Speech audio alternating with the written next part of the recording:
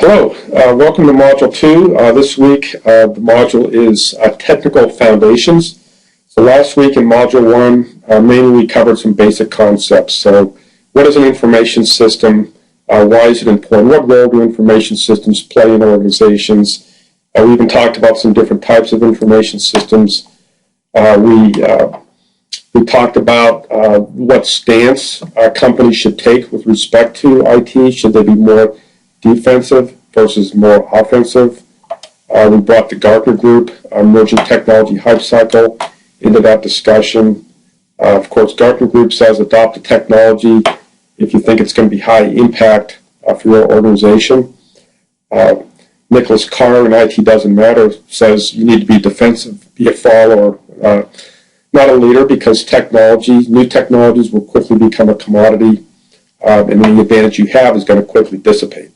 So that was last week. Let's talk about this module, Module 2, Technical Foundations. And so this, of the 6 modules, this is what I'd call our, as the name implies, our tech module. So while it's not a technology course we're taking, it does help to discuss some of the underlying technologies or technical elements that exist in our field. So that's really the goal of this module. And then after this module, in Module 3, we move more back into the management aspect of this field. We're going to start off, we're going to talk about what's the difference between applications versus infrastructure. So 2 important concepts. We'll talk about some of the different layers or types of infrastructure. And so what is the relationship between applications and infrastructure? Why is it important to have a current, robust infrastructure to support applications?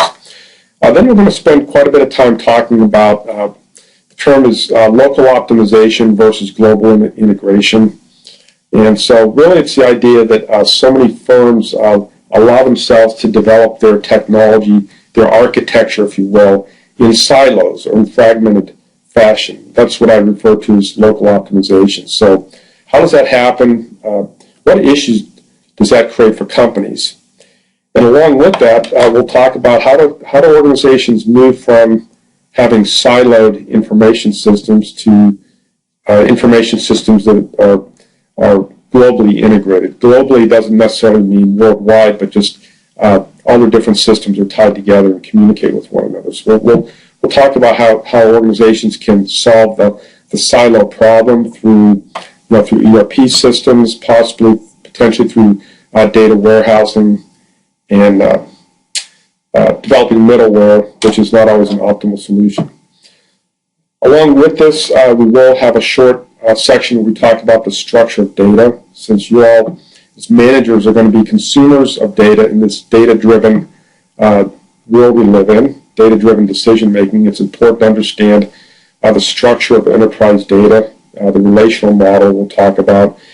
And then we're also going to touch on some emerging technologies. What are some things that are happening right now and that are on the horizon that are really impacting the field and going to be impacting the field soon? And so we'll hit those. And so hope you enjoy it, and we will talk to you later. Bye.